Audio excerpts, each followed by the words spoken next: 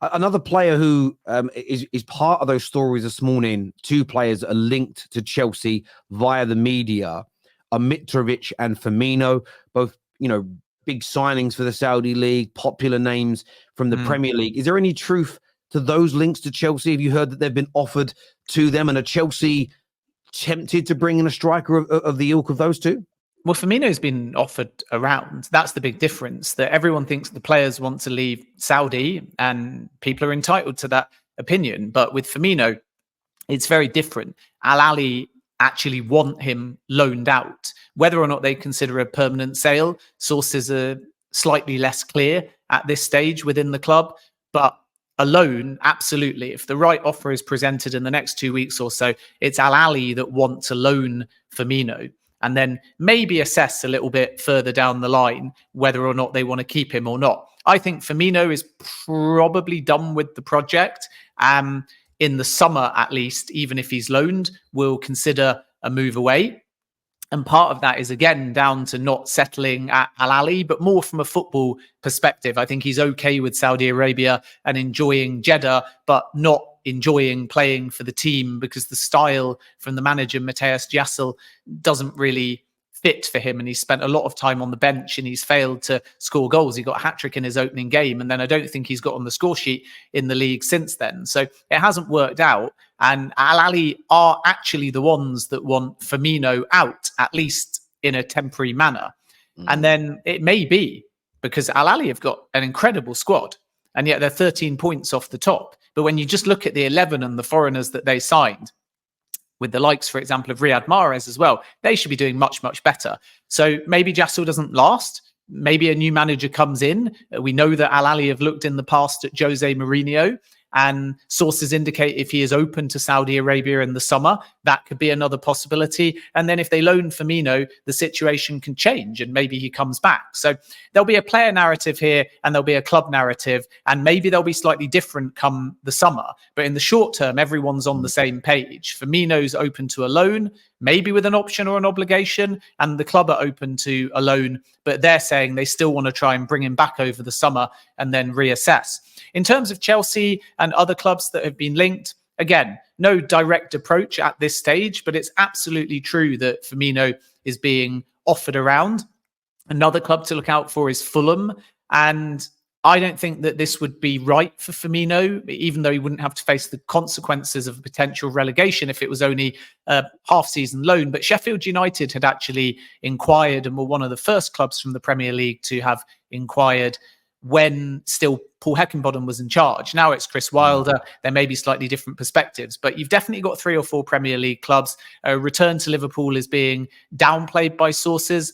There's also some interest in Italy and in Turkey as well. So I think that Firmino will be one to watch between now and the end of the window, because if somebody can agree terms, then that can happen. But the terms also still require a very high expense as far as wages are concerned. So there's also interest from Steven Gerrard Al Ittifaq, and in addition to that, Al Shabab. But both of those clubs have gone to Al Ahly and they've said, if we are to take the player, you, Al Ahly, need to pay 70 to 100% of the wages, because it's not within the budgets of those kind of clubs. Because again, they're not the big clubs. You're really looking at League One, low echelons of the Championship type budgets for these clubs. So they can't be affording to take someone onto their books at that kind of wage, not unless the parent club covers it. So that's why I think a move in the local Saudi market is unlikely. But I definitely think that Firmino, right until the last few minutes of the window, will be one to watch. And we definitely cannot rule out at this stage a return to the Premier League. Yeah, it's going to be interesting. There's a question here, actually, regarding Firmino for you, Ben, that says, would Firmino ruin his Liverpool legacy if he went to Chelsea? Do you think that would ruin the way Liverpool fans perceive him? I don't think so. Liverpool fans love Firmino and they respect the fact that Firmino didn't prearrange anything. He decided he was going to leave Liverpool first with no option, and then he told Jurgen Klopp, and then he exited. So Firmino to Chelsea, I don't see that as legacy ruining. A few fans might not like it, but I think everyone loves to see Bobby Firmino playing with freedom and a smile on his face. And I think everyone wishes him success. And his relationship with the Liverpool fan base won't be tarnished because he's not moved directly from Liverpool to Chelsea. He's gone to Saudi Arabia for a new challenge. Everyone wished him well with that. Everyone accepted his time at Liverpool was up. If now he has the opportunity to come back to the Premier League, I actually think there's a fair few Liverpool fans that would quite like to see him there. And the other thing is, to be perfectly truthful, if it's only 6 months, Liverpool fans don't need to worry about Chelsea. Maybe there's outrage if Chelsea were second in the table and Liverpool were still top of the table. But in the next 6 months, there is zero chance of Chelsea catching Liverpool, finishing above Liverpool, or significantly influencing Liverpool's season other than the fact that they play once. And beyond that, and Firmino scoring against Liverpool in this very hypothetical situation, I think Liverpool fans won't mind significantly. I don't think Aubameyang's Arsenal legacy was tarnished by going Barcelona and then Chelsea either. But albeit Chelsea were way off and Aubameyang was barely playing and barely scoring. Maybe if Aubameyang had got 20 goals for Chelsea and they were, again, challenging Arsenal fans would have had more of a problem with it. But I think Liverpool are generally unconcerned by Chelsea at the moment. So if Firmino went there, I wouldn't expect a massive amount of outrage. But if you're a Liverpool fan in the chat and you disagree, then correct me with your opinion, because Liverpool fans will know better than I would, because they're the ones that will take more personal offence by that kind of move, potentially. Of course, there is a comment and it says, what about the Carabao Cup final? Well, I'd say this. Chelsea got to get there first. Chelsea are not even leading in that. So do Liverpool as well. Exactly. It's going to be great second legs. In relation to Chelsea, what are they doing at the moment in relation to bringing any additional players in? Because I know there's a lot of talk with profit and sustainability, but it's maybe the quietest January window I remember in recent times. It feels that all the big clubs are doing very well, but specifically with Chelsea, lack of experience in their team. Are they working on anything as far as you're aware, Ben? They're working on stuff, but they've also spent a lot of money and they have to find the right targets. January is always an anomaly because it opens and it's such a fast window that everyone presumes it's going to be buy. But this is a window entirely framed towards the seller. And sometimes no good business is good business. And I think that we need to make that very clear. If your team is buying every single window, it exposes a shortcoming. And I think Liverpool fans understand that now. And if they're quiet in this window because they've done their midfield revamp and they're top, nobody really is too concerned, for example, that Liverpool maybe need another centre-back and they might not get one in this window. They might have to wait until the summer. I think with Chelsea, there's an expectation of look at the league position. They need to fix it by buying. And I think within the recruitment team, they're thinking more that they're halfway through a 4-window plan. January's the 3rd window, the summer's the 4th window. So you don't want to move for the sake of it now if strategically the better names, the more significant long-term names are not available until summer. And that's why I think that Chelsea's number one priority is to find an elite level striker. And that will be summer.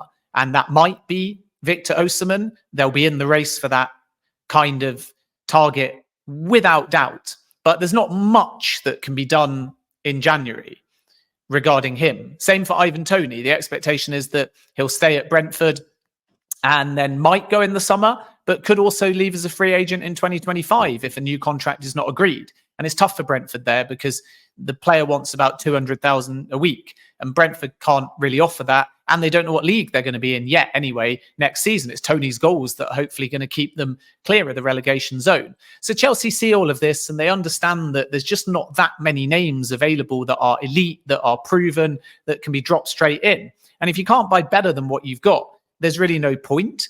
So this is probably leading to a lot of internal debate and quietness within the market. And in the last 2 weeks, Chelsea will sort of have to pull the trigger. So I would still expect them to seriously consider another source of goals because Nicholas Jackson's away at AFCON and Amanda Broya has some genuine interest by Wolves, although Chelsea sources downplay whether anything can happen in this window. It will only happen if they bring someone in first. And Christopher Nkunku has unfortunately had another injury setback. Had he not done so, Chelsea would have let him play 4 or 5 games in the build-up to the window, in the first week of the window, seen whether that made the difference, and it would have informed their decision. Now they have to make a decision without really seeing Nkunku, and as a consequence, it makes everything a lot harder. And again, it adds a little bit more time. So I don't think it's that Chelsea are not moving. I think it's Chelsea have to be able to bring in someone that actually improves the squad. And if they can't, then they won't buy at all. The other thing is that Chelsea have focused on outgoings. We've seen, obviously, Ian Maatsen go off to Dortmund on loan. Trevor Chalobah is a player that Chelsea would like to sell. And ideally, I'm told, because the Bayern move isn't a possibility that he wanted last summer, he would like to stay in the Premier League. And that can create a bit of income and give you a little bit of movement in the latter part of the window. The Conor Gallagher situation might be one of the stories of the window. Chelsea are not actively listing Gallagher, but for the right offer, they'll consider something. And then they also might have some funds to move in the market too. So it's not that Chelsea are not doing anything. It's just that you can't be reckless. And a success of a window is not just buying, it's buying the right name. And if you've got your squad in the right shape, you might not always need to even buy in a January window. And the example I sort of give is look at left back for Chelsea. And there's probably some mistakes here that would be acknowledged by the Chelsea ownership. You got Levi Colwill playing at left back, a very unpopular decision amongst the fan base. And when I was in America and I interviewed Pochettino, he told me Colwill was one of the best centre backs in England, but he's playing left back. So that might be a stopgap, or it might be Pochettino as an inspired tactician, knowing something that certainly I don't see, and converting him to left back. Then you look at the other left back options, and you've got Marc Cucurella, who they briefly tried to loan to Manchester United, but it wasn't possible. And then Cucurella ended up moving to right back and covering Reece James for a bit and doing quite well. You had Lewis Hall, who signed a new 6-year deal and then subsequently moved to Newcastle. And you got Maatsen, who in pre-season looked quite good in a more advanced position, but obviously is a left back and again, didn't get any game time at Chelsea. So if you decide, which is logical, that Colwill is eventually going to be centre back, or you decide that because Maatsen's gone to Dortmund, you need a left back in this market, and that is a possibility for Chelsea that they move for a fullback or a left back in this market, they've got to be better than Maatsen. They've got to be better than Lewis Hall. They've got to allow Levi Colwill to go to centre back, or they're only covering for Levi Colwill. And the player maybe won't want to move if they feel they're only going to be deputising Colwill. And then what about Ben Chilwell as well? So I think that is a good illustration of pick your name in the market if you think Chelsea should have moved for a left back. And tell me, is that left back going to be better than Lewis Hall, better than Ian Maatsen, better than Ben Chilwell, and better than Levi Colwill? And if they're not, then why did they let Lewis Hall go? Why did they loan out Maatsen? Why are they not using Colwill as centre-back? And why are they not trying the now fit Ben Chilwell at left-back? So it's like any new name needs to fit into that narrative and dynamic, or you've just bought somebody and everyone's going to be quite underwhelmed by it. And I think the Chelsea recruitment team will find the right names, or they won't sign at all. And that's the right way to go. You can't just sign for the sake of signing. It has to be someone and especially Chelsea. There's elements of what they're doing that I think are right, but I look at the lack of experience in that team, and that's the biggest issue. That is literally it for me. So yeah, I think you're absolutely spot on in terms of them having to buy, the right individual.